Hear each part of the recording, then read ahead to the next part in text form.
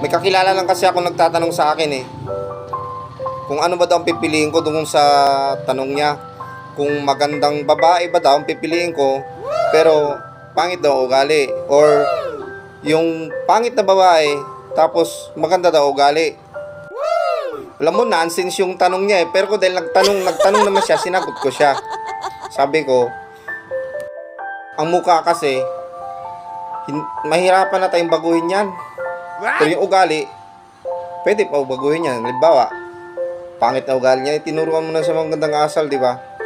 Kayang-kaya pang baguhin. Eh, yung mukha, eh, kung di ka kasing yaman ni Michael Jackson, eh, di mo kaya iparito ko yung mukha mo, di ba?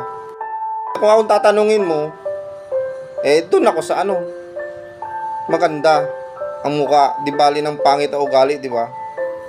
Kisa naman ano, habang buhay pagtisin, ano yan, torture.